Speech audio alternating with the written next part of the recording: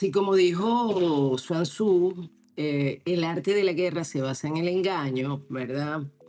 Em, para poder engañar a alguien, ¿verdad?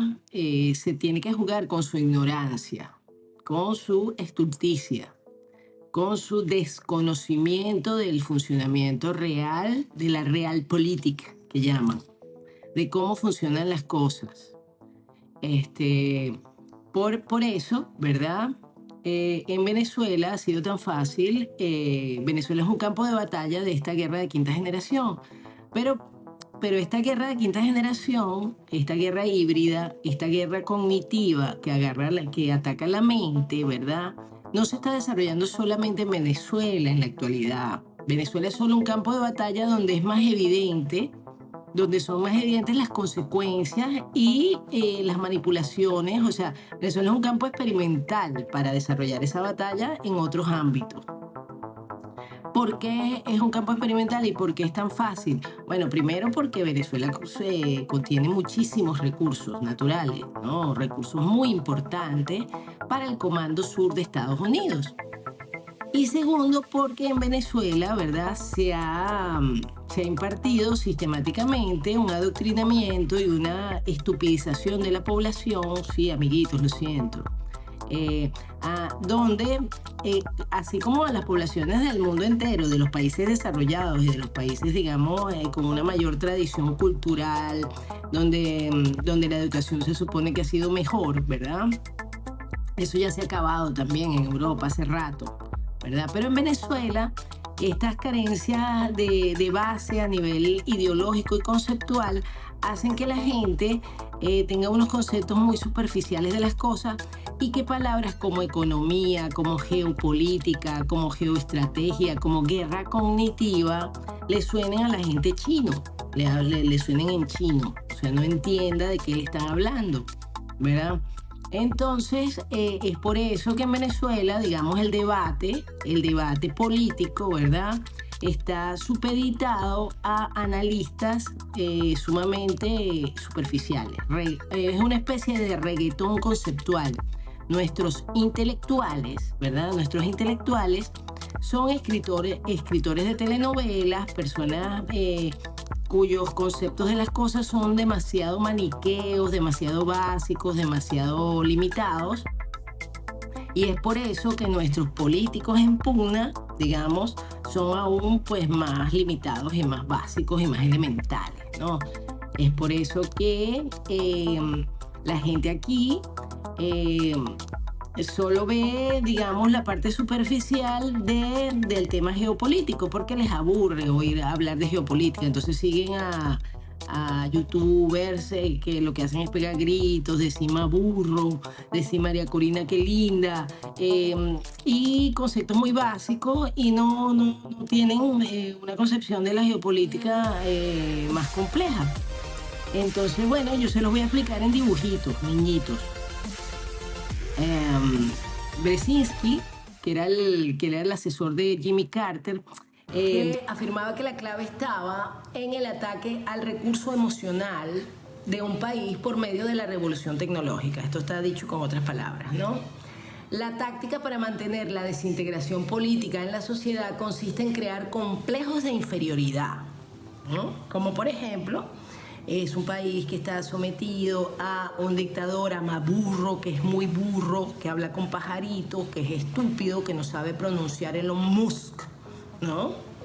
Eso ayuda a que se le baje, o sea, nos crear complejo de inferioridad. Nosotros podríamos ser un país rico y somos estúpidos y estamos jodidos, ¿no? Y claro, poniéndonos reggaetón, poniéndonos novelas estúpidas, poniéndonos periodistas que hacen análisis superficiales de la situación, ¿verdad? Que llaman democracia a lo que pasó en Estados Unidos, a lo que hay en Estados Unidos, que es una partitocracia. En Estados Unidos hay una partitocracia, amiguito. En Estados Unidos, ¿verdad? Si Trump también se robaron las elecciones, por ejemplo. Hace nada se robaron las elecciones, ¿verdad? Pero Trump cantó fraude y lo llamaron golpista. Pero si los gringos le dicen golpista y lo mandan a callar y él se calla, está bien porque los gringos, porque esa es la mejor democracia del mundo y ellos sí no cometen fraude porque son gringos. Porque Biden es gringo, es catire, ¿verdad? Se llama Joe Biden. Entonces él no puede cometer fraude. En cambio, Maduro, que es un dictador sudaca, ese sí comete fraude. Si María Corina, que es blanquita como Biden, dice que Maduro cometió fraude, tiene que ser que cometió fraude, ¿no? Digamos que las estrategias políticas son de largo aliento, son de largo alcance, no se diseñan sobre la marcha. Por eso es lo que resulta, digamos, difícil de hacerle entender a la gente aquí, no solo aquí, en el mundo entero, porque las redes han contribuido a esta guerra cognitiva, han limitado el pensamiento hasta el hecho de hacer que la gente pretenda que tú le des soluciones al problema venezolano en un Twitter, por ejemplo. O sea, si tú le dices, no, mira, te están engañando con estas elecciones, te están engañando con estas propuestas. Bueno, ¿qué propones? O sea, quieren que en un Twitter tú les digas todo lo que pasa en Venezuela y cómo se puede solucionar. Por eso la gente es tan ingenua y tan ignorante que le pide al Comando Sur, que sale un meme por ahí que dice que el Comando Sur dice que si se lo piden va a haber una invasión del gobierno norteamericano y entonces piden que nos invada el Comando Sur. O sea, la gente en su ingenuidad, en su ignorancia, ¿verdad?, cree que el Comando Sur se va a movilizar y va a movilizar sus efectivos y va a mover los millones de dólares y va a mover al Congreso de Estados Unidos porque alguien le ponga aquí con harina pan, sálvanos de la dictadura, ¿no? Entonces, bueno, así funciona un poco la dialéctica y el shock sobre la población. Y claro, cuando tenemos estos, digamos, irresponsables creadores de contenidos o pseudointelectuales o comentaristas o opinadores, ¿no? Que no, ya Maduro ya agarró el avión, tengo muy buena fuente que Maduro se va a Turquía, tengo una buena fuente de no sé qué, tengo una buena fuente de no sé qué más y puras estupideces y no se pueden dar cuenta que este gobierno es sumamente funcional al gobierno norteamericano y que lo que se está aplicando en Venezuela es una doctrina del shock del libro, ¿verdad? Y que Brzezinski era un consejero de Estado, presidente de la Comisión Trilateral. Esta gente piensa a largo alcance, no piensa, mañana María Corina gana las elecciones y entonces Maduro dice que no, les damos un golpe de Estado y ya nos apoderamos de Venezuela. O sea, no funciona así. Ya nos apoderamos de todo el petróleo, de todo el coltán, de todos los recursos. No, primero porque no les hace falta, porque ya se apoderaron. No, porque entonces, y la discusión, no, que si esto es socialismo, que si no es socialismo, que el socialismo contra el capitalismo, son discusiones para gente muy elemental, porque sí, porque aquí te están diciendo que hay socialismo, pero están todas las multinacionales, entonces hay una disonancia cognitiva entre la realidad y lo que te dicen, ¿no? Y hay una manipulación, pero esto es en el mundo entero. Lo que pasa es que en Venezuela, digamos, ha sido es muy fácil, ¿no? Es muy fácil. Por ejemplo, en Argentina tienen que poner un tipo como Milei que por lo menos, ¿verdad?, hace algún tipo de argumentación económica sobre la diferencia entre socialismo y liberalismo, ¿verdad? Pero a nosotros, ¿verdad?, educados con las telenovelas, ¿verdad?, solo nos hace falta que nos pongan a una mujer así linda como María Corina, que diga que ella va a crear trabajo y que va a crear paz y que va a arreglar el país. Y lo diga así con voz de actriz de telenovelas, ¿verdad? Y ya la gente se crea que, solo porque lo dice, es fácil gestionar a 20 millones de personas. Igual que creen lo contrario, igual que creen que un tipo burro y estúpido como te venden, que es más burro, como te venden en todos los medios de comunicación, más burro. O sea, si se ponen a ver, la dialéctica es infantiloide. O sea, yo me imagino a Maduro riéndose de que le digan más burro, tonto, estúpido, subnormal, ignorante, paleto, chofer de autobús. Y él dirá, bueno, chofer de autobús, ¿verdad? Pero te la estoy metiendo doblada desde hace 12 años. Me meo en tus muertos desde hace 12 años. Te obligo a cambiar de vida, te obligo a irte del país, ¿verdad? Así, hablando con pajarito. Entonces, Eso es lo que hay que entender de cómo afecta esta guerra cognitiva y Escribía Sun Tzu en su famoso libro, ¿no? Es decir, se trata de conseguir una victoria sin luchar. Que es, bueno, pues eso, cambiando, convirtiéndote en un actor de esa guerra. Para la guerra cognitiva hacen falta unas condiciones necesarias. Por eso seguramente no podríamos hablar de guerra cognitiva en el siglo XX, ni en el XIX, ni en el XVIII, ni en el pasado remoto. Porque se tienen que dar 3 condiciones necesarias, no suficientes, pero necesarias para que esto produzca su efecto. Una es la infantilización de la sociedad. Hemos podido comprobar, es un proceso que se conoce pues, desde los años 60, como la comunicación, el lenguaje, las formas culturales han ido simplificándose hasta límites asombrosos, de tal forma que han conllevado a una auténtica infantilización. Lo vemos en el lenguaje, en las letras de canciones, en la forma en que escribimos en las redes sociales, en los sistemas de mensajería instantánea. Es decir, todo tiene que ser rápido, ahorrando todo lo posible palabras, caracteres. Claro, es decir, y eso conlleva pues a que junto con otra cosa que te voy a comentar, lleva a que, bueno, pues haya una menor capacidad de razonamiento lógico, extenso, reflexión, que diríamos, ¿no? Eso llevaría, Juan, también a que con el paso de décadas, ¿no? Por decirlo de algún modo, disminuya de algún modo el coeficiente intelectual, por ejemplo. Posiblemente, según cómo se mida, el coeficiente intelectual, sabes que se mide por unos steps y demás. Es decir, esto no va a cambiar tus capacidades intelectuales, lo que va a hacer es atrofiarlas. Claro, es decir, por ejemplo, tú puedes tener capacidad para correr los 100 metros lisos, pero si no lo haces nunca, pues al final no los corres. Es decir, no eres capaz. Es decir, tú potencialmente puedes hacerlo, pero como todo, necesitas su práctica, habituarte a hacerlo, el entrenamiento. Claro, si tú puedes tener potencialmente una gran capacidad intelectual, pero si no se utiliza, pues al final es como si no la tuviera. De hecho, este desarticular el raciocinio que provoca la guerra cognitiva es lo que provoca que gente con una educación formal elevada, universitarios, doctores, un nivel intelectual alto, acabe aceptando incondicionalmente esa información dirigida porque ya se ha introducido en su forma de pensar esa idea matriz. Y entonces, bueno, pues cualquier razonamiento que vaya a hacer ya va condicionado por esa idea matriz y parece que lo ha pensado él, que lo ha reflexionado, ¿no? Pero realmente se le ha introducido, a pesar de que sea una persona con gran formación, con gran nivel intelectual, etcétera, etcétera. Por eso digo que la primera es la infantilización. Otra condición necesaria es la búsqueda inmediata del placer. Y no ya del placer, sino de la esperanza de placer. ¿Esto cómo se hace? Pues esto se hace porque hay una serie de sistemas que generan un aumento de la dopamina en tu cerebro. ¿Qué es la dopamina? Pues es una hormona que efectivamente es la que influye en la motivación, en la voluntad, en la capacidad de actuar.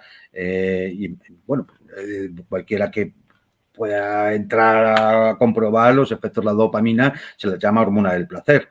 ¿Qué ocurre con la dopamina? Pues que se han generado toda una serie de sistemas tecnológicos, sobre todo la tecnología digital, que de una forma convulsa nos crean una especie de adicción digital esperando un placer. ¿Qué placer es ese?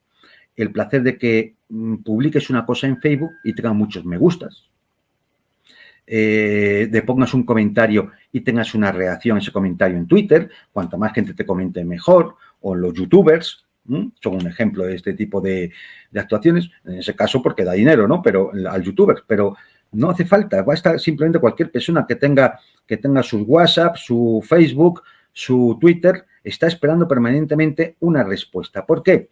Porque esa respuesta alimenta el ego del que lo hace y genera una secreción de dopamina y les genera un placer inmediato. Inmediato. Por supuesto, si tú te pones a estudiar como un instrumento musical o un idioma nuevo que no conoces, a la larga y cuando lo consigas, el placer será mayor, pero necesita un trabajo, un sacrificio, un tiempo, y la dopamina lo que te provoca es la inmediatez. Es decir, tú quieres el placer no mañana, no dentro de 6 años cuando ya sepa tocar el piano. No, la necesito ahora. ¿Y cómo la consigo? A través de esa digitalización, de ese actuar convulsivo, que me provoca permanentemente el estar buscando esa respuesta a través de las redes sociales y las tecnologías digitales. Y la otra condición necesaria es, para que esto se produzca, es la hiperconectividad. Es decir, las personas tienen que estar permanentemente conectadas entre sí para provocar esas reacciones de dopamina y alimentar ese ego. La egolatría es precisamente una característica infantil, la tienen los niños, pero la madurez implica otras cosas, implica la reflexión, la empatía, el mirar las cosas con perspectiva. Eso los niños no lo tienen. Lo que hacen todo este tipo de tecnologías, todo este tipo de hiperconectividad, es generar esa dopamina que alimenta esa infantilización. Y ahí tenemos las condiciones que se dan en la sociedad actual, tecnológica, que permiten llevar adelante una guerra cognitiva que antes era imposible. Podemos decir más cosas. Característica de esta guerra cognitiva. Porque claro, dices tú, bueno, vale, sí, esto, efectivamente, la sociedad tecnológica, la sociedad digital, tiene esas características, parte de esas condiciones, pero ¿cómo influye esto en una guerra? Bien, pues yo puedo empezar a generar mensajes, a generar acciones, a través precisamente de esa infantilización, de esa hiperconectividad, de esa digitalización, que busquen hackear tu cerebro. Introducir ideas matrices en tu mente para que empieces a pensar de forma distinta. ¿Cómo? A pensar como yo quiero. En la práctica, ¿cómo se traduciría eso, Juan? Pues en la práctica, muy práctica, ¿vale? Ahí luego podemos hablar de herramientas y tecnología, ¿no? Pero te voy a hacer un aspecto muy sencillo y que todo el mundo entenderá de cómo en la práctica se va esto. Es lo que podríamos denominar la guerra memética. ¿De qué? De los memes. Uno puede decir, hombre, los memes son esas cosas que recibimos por las redes sociales y demás, que suele ser graciosa o exponen una idea o una contradicción, o te exponen en un flash inmediato, te exponen algo que provoca tu indignación o tu solidaridad o cualquier emoción, ¿vale? Pero, ¿qué es un meme exactamente? Fíjate, el meme es un concepto que saca Richard Dawkins, que es un biólogo, y él en un libro que se llamaba El gen egoísta, donde habla de cómo los genes intentan siempre sobrevivir y transmitirse por la herencia genética, transmitirse de unos individuos a otros. Bien. El meme no es más que una especie de unidad de transmisión cultural, como si fuera un gen, pero cultural. ¿Y cómo se transmite? Pues por repetición o por imitación. Es decir, y cuando nosotros recibimos por las redes sociales, la típica viñeta que nos puede hacer gracia o que simplemente nos transmite un pensamiento o una emoción o algo que nos indigne, que nos provoca una emoción. Puede ser placentera, dopamina, o puede ser que nos llame a una acción de indignación, es decir, de odio o de cualquier otro tipo de emoción de este tipo, ¿no? Es decir, Juan, estos memes están, digamos, dirigidos, digamos, a una cultura común, por decirlo de algún modo, ¿no? Imaginemos, memes que puedan, digamos, entrar en el imaginario colectivo de occidentales, que puede ser distinto a lo que puede, digamos, mover las emociones de alguien de otra parte del mundo. Claro, no. El meme se diseña para un objetivo determinado. Es decir, tiene que ser para una población determinada o un grupo social determinado o una nación determinada. Es decir, cuando la OTAN habla de elaborar hashtags estratégicos, está hablando precisamente de la elaboración de este tipo de herramientas. El meme sería una herramienta por el cual se transmiten esa serie de ideas. Pero fíjate que lo importante del meme, te he dicho, por repetición o imitación. Es decir, a ti te llega, te resulta gracioso o te indigna o te provoca una reacción de algún tipo, ¿y qué es lo que tú haces inmediatamente? Mandárselo a tus amigos. Compartirlo. Compartirlo. E inmediatamente, por repetición, es decir, recibes muchos memes de la misma cosa, o por imitación, y tú lo vas a transmitir. Y se transmite como un virus. Y cada vez que a alguien le llega ese meme, le va a provocar una emoción o una reacción más o menos similar. Es decir, de tal manera que llega un momento que en la red social, y me refiero tanto a la red social digital como en la propia comunidad ciudadana, es decir, se va transmitiendo y se va incrustando la idea matriz que pone en un meme. Hay más herramientas, pero te estoy diciendo, no hemos contado, porque esta es muy sencilla de ver. Es decir, porque la recibimos todos los días, todos. Es decir, todos los días es raro que nos recibamos memes de cualquier tipo, ¿no? Y el meme acaba influyendo en las ideas y formando creencias. Y es como una especie de virus de conciencia. Y cuando te conforman una creencia, están conformando tu forma de pensar. Ya te han ganado la mente. Y si ya te han ganado la mente, ya han ocupado el territorio de combate de la guerra cognitiva, que es tu mente. No hay geografía. Hay solamente un espacio psicocultural que el que se trata, su teatro de operaciones es ese espacio, que es el que se trata de ocupar, ¿no? Y esto acaba cambiando ideologías, cambiando valores, y efectivamente a lo largo del tiempo, por imitación y repetición, un enemigo puede acabar creando una quinta columna dentro de tu propia sociedad. Es más, un enemigo tiene que introducir esa idea matriz no solamente en los ciudadanos del enemigo, sino también en tus propios ciudadanos para evitar que surja una quinta columna en tu propio espacio. Es decir, nos convertimos, tantos amigos como enemigos, nos convertimos en objetivo de la guerra cognitiva. Una guerra donde que es omnipresente, está en todos lados. Una guerra que es prolongada, no hay una declaración y se acaba en un momento dado. No hay tratados de paz posibles, no hay rendiciones posibles porque está en tu mente y tu mente sigue trabajando.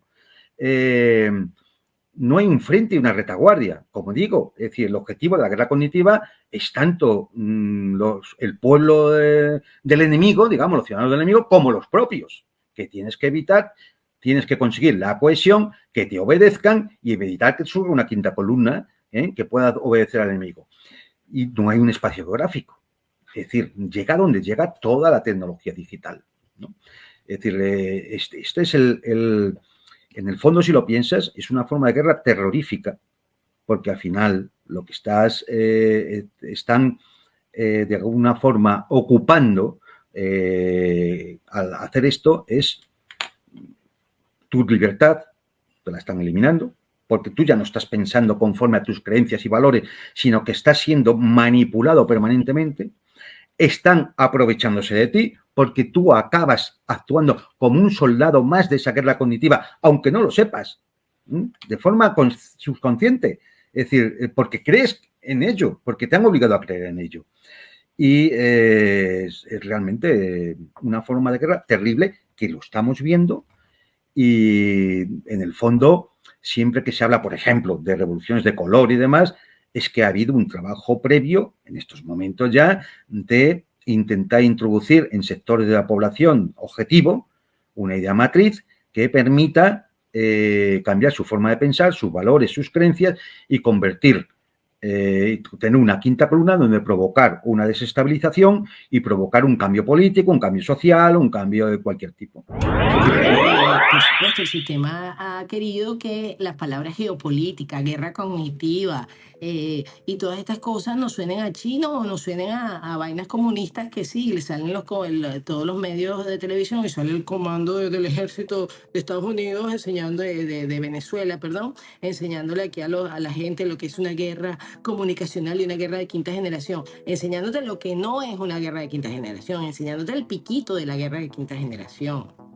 Entonces, simplemente para la gente así que, bueno, que quiera entender un poco lo que es una guerra cognitiva y una guerra donde tú no puedes ver quién es el que te está atacando, simplemente piensa cómo funciona la naturaleza, pues.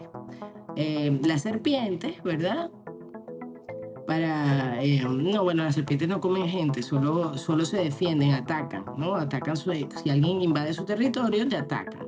Vale, las serpientes más bonitas, las que tienen más colores, ¿verdad? Son las más venenosas, ¿verdad? Así. Entonces, eso ¿cómo se traduce a nivel geopolítico? Bueno, que el que parece que es tu amiguito no es tan amiguito tuyo, ¿verdad? Que a lo mejor el gobierno de Estados Unidos, que está muy preocupado por la democracia en Venezuela y tal, y le ladra al gobierno chavista, tal, nunca ha dejado de comprarle petróleo a Venezuela y cada día se ha ido apoderando de los recursos venezolanos desde que Chávez está aquí hasta nuestros días, señores. O sea, el arte de la guerra lo que necesita que para que yo haga una guerra con otro país para apoderarme de sus recursos, ¿verdad? Entonces, si a pesar de esta dialéctica, no comunista, no que la libertad, no que Estados Unidos, no que la democracia, lo que ha pasado en estos 25 años es que Estados Unidos ahora es el que decide a quién le vendemos el petróleo y ha acabado con la competencia de nuestra industria petrolera y de nuestra industria de hierro, ¿verdad? Y ha logrado despoblar el territorio de gente que está sobre los recursos que ellos quieren explotar, como dijo la señora del Comando Sur. Ese es el interés de la señora del Comando Sur, no lo que diga Maigualida Pérez en Maracaibo de que no le gusta Maduro o sí le gusta Maduro. O sea, el interés de Estados Unidos, ¿verdad? No es que si a ti te gusta Maduro o no te gusta Maduro. ¿Entiendes? Que si Maduro es simpático, es inteligente o no es como tan lindo como María Corina. O sea, la gente tiene que salirse de esa telenovela, ¿verdad? Por eso nos adoctrinaron viendo telenovelas y viendo estupideces, y por eso en el colegio no nos enseñaron sobre doctrina política, ¿verdad? Y por eso nosotros, a diferencia de los argentinos, a los que también engañan, pero coño, más sofisticadamente, por lo menos Milei les mete una labia ahí sobre economía y sobre tal, y sobre liberalismo, aunque sea un farsante. Pero es que a nosotros ni eso hace falta. Nos ponen un viejito comiendo helado o comiendo empanadas y ya, este es el que nos va a salvar de Maduro, de Maduro.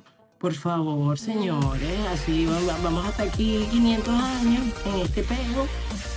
Por lo menos que sepa que estamos jodidos, pero por lo menos saberlo. Tú no te puedes quitar el alcoholismo si no sabes que eres alcohólico. Si tú no sabes quién es tu enemigo, no puedes, si no te conoces a ti mismo, nunca, ¿cómo es? Perderás. Si no conoces a ti mismo ni a tu enemigo, perderás cada batalla, que es lo que nos pasa a los venezolanos. De un lado y de otro. Porque entonces están los chavistas, no, esto no es verdadero socialismo, el verdadero socialismo es otro mojón mental. Otro mojón mental como el capitalismo de libre mercado y vaina. No hay libre mercado, ¿verdad? Hay libre mercado bajo la bota de los yanquis, que deciden a quién le cobran aranceles y a quién no se lo cobran y quién exporta sus vainas y quién no las exporta. No hay libre mercado, ni hay libre tránsito de personas, ni hay libertad económica. Libertad económica es que tú hagas lo que quieras con tus recursos. Y no, porque para eso existe el Fondo Monetario Internacional, el Banco Mundial, para que no haya libertad económica, señores. Pero claro, eso es, no, Fondo Económico Mundial, los tipos de interés, la verga, la crisis de la deuda. Así llamaron a la estafa que cometió Carlos Andrés Pérez, ¿verdad? Que tuvo todos los ingresos petroleros, ¿verdad? Y aún así endeudó el país. Entonces, la crisis de la deuda es que son unos mamarrachos y unos ladrones. La crisis bancaria es que los banqueros se robaron el dinero de la gente y los gobiernos les pagaron con los impuestos de la gente, encima que se robaron el dinero, les dieron tremendas ayudas a los banqueros. Esa es la crisis económica. La crisis económica es una guerra de quinta generación, es una doctrina del shock, que la gente no sabe por dónde le vienen los golpes, amiguitos. Pero claro, para eso hay que ponerse a estudiar, a leer, o por lo menos a salir, a dejar de oír reggaetón que te funden las neuronas y te pone estúpido. Esa es la idea, para eso te ponen el reggaetón, no te lo ponen porque no te dejan oír reggaetón todo el día gratis. Aquí nada es gratis en la vida.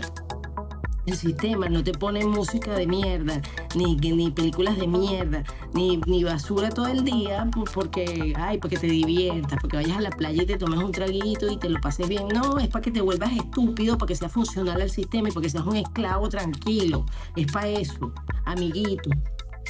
Me tienen arrecha con esta tontería que pasa en Venezuela. De verdad que no se enteran por dónde les vienen los golpes.